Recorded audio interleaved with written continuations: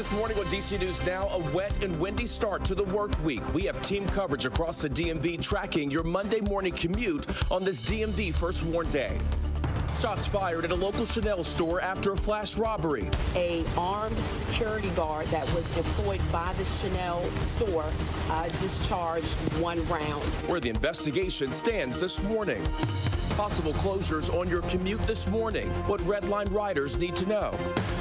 And the playoff picture shaping up for the Beltway. Baltimore flying high. Yeah! While the Commanders weigh what is next. We got to play better.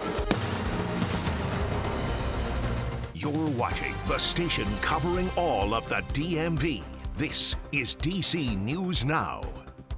Good morning. It is about 6 o'clock right now on a Monday morning. Starting off with a live look outside. This is a live look from somewhere. There's something going on out there. We'll have more on that coming up in a minute. But we do want to say thank you for starting your Monday with us. I'm Tanaya Wright. Yeah, good morning to you. I'm Corey James. Lex is in for Shanika this morning, tracking those roads. We're going to check in with her in just a moment. But first, turning things over to Jackie, who's tracking that forecast. And yeah, definitely some severe weather this morning. Yes, I mean, we did have a lot of rainfall through the overnight last night into early this morning. That rain is starting to taper off. Still have a few of those light sprinkles remaining, especially across southern Maryland at this point, and a few of those light showers, mainly north of D.C. But you cannot rule out that threat for just a few of those light sprinkles, though, right now. But still damp out there, and especially on those roadways after all of this rainfall. We're talking about radar estimated 1.5 inches to even close to 2 inches of rainfall for most of the area. But like I mentioned, that rain starting to wind down. However, still have some flood alerts to talk about. We still have that flood warning for parts of the region. This is for those local creeks, streams, rivers. They could still be rising because of that runoff.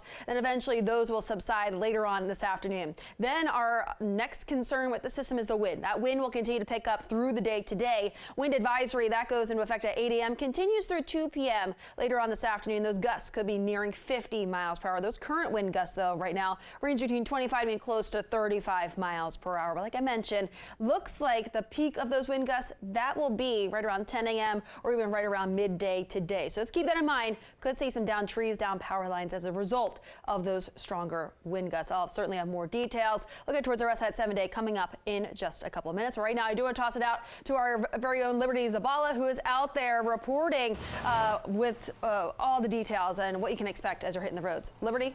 It's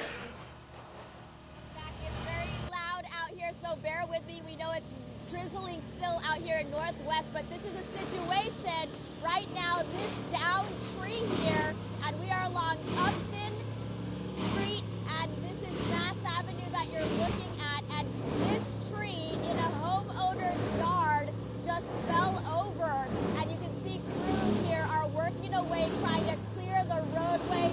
They've been hacking the tree and sawing it to break it apart in order to clear this out of the road for drivers. But if you're traveling in this area in Northwest along Upton Street. All right, and you guys just heard from Liberty. We did have that down tree there. It's on Massachusetts Avenue, or just up off of Massachusetts Avenue at 47th and Upton Street there in Northwest. Now, we are also monitoring an accident on Massachusetts Avenue around 7th and 6th Street. That isn't causing too many delays, as there aren't many drivers on the road this morning just yet in the district, but that is an issue. And we are also seeing some congestion here on Canal Road. That's also where we do see lots of little areas where water can flood up and puddle up. If you do see standing water, just another reminder to make sure that you're going around that or turning around. All right, Lex, thank you. Developing right now, a car stranded in floodwaters in Montgomery County. You're looking at pictures of it right here. Officials say they conducted a rescue on Brighton Dam Road near Bordley Drive in Brookville, Maryland around 4:30 this morning. They say the driver left the vehicle and was swept downstream. Now, they were found clinging to a tree. Officials rescued the driver by a boat. Also developing this morning, D.C. police are investigating after a security guard fired their gun during a robbery at a downtown luxury store. Police say it started when a group of at least 6 people entered the Chanel store on I Street around 5:30 last night. Now, one of the people sprayed a fire extinguisher as a distraction while the rest of the group stole merchandise, according to officials. The group then turned to leave, and that is when police say a special police officer, that security guard, fired his weapon. A armed security guard that was employed by the Chanel store discharged one round. That round did not take effect at this time, we do not have any property damage. And no injuries have been reported. It still is not clear how much merchandise was stolen. DC police say a toddler was shot in Southeast yesterday morning. This happened around 11 o'clock on 56th Place. Police say the toddler was conscious and breathing when they found him.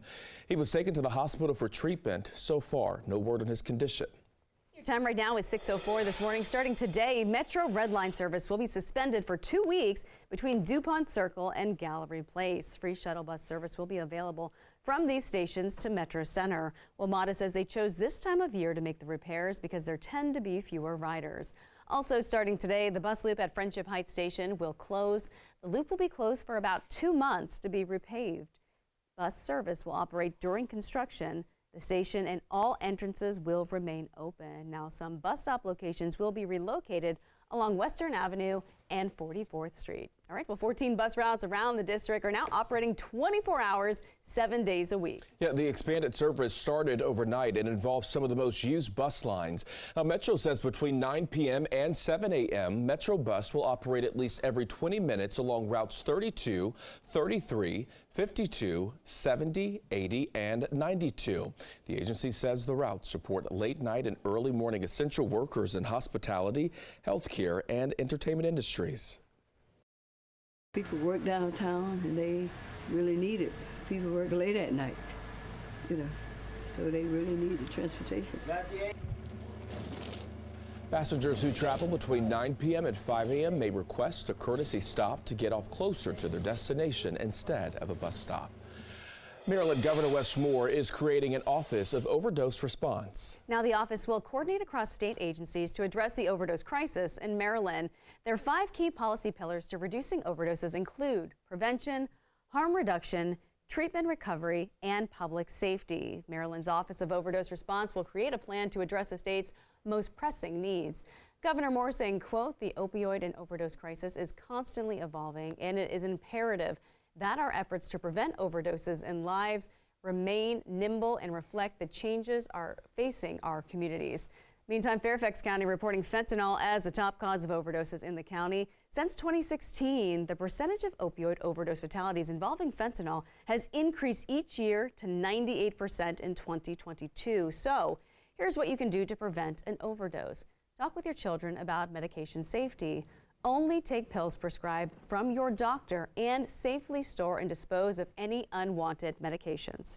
And some good news for DC students. Winter break is coming up this week, and the city's Department of Parks and Recreation is offering activities to help kids stay busy over the holidays. Now, these are some of the events taking place starting this Saturday. There's everything from a pool party to football and even a movie night. The activities end December 30th. The mayor's office says the goal is to give young people safe spaces to gather, socialize, and have fun. The Washington Commanders have been eliminated from playoff contention following their loss to the Rams yesterday. It is the Commanders' 5th consecutive loss, dropping them to 4-10 on the season. The Commanders got off to a pretty bad start early in the game, allowing the Rams to jump out to a 20-point lead. Quarterback Sam Howell struggled, completing 11 of his 26 pass attempts before being replaced by the backup Jacoby Brissett. He drove down the field for a touchdown on both drives after taking over in the 4th quarter. The team knows they need to improve if they want a better season. Yeah, it is frustrating. I mean, there's no other way to put it. We got to play better. I think it's as simple as that. We haven't played up to our standard pretty much the whole year, and we play with maybe a little bit better, but it really doesn't matter, right? There's no moral victories in football, so we've got to play better. Now, again, the Commanders are eliminated from playoff contention. According to Take-A-Thon, they would have the 4th pick in the draft if the season ended today. They face the Jets on Sunday. And the Ravens clinched a playoff spot last night with a victory over Jacksonville.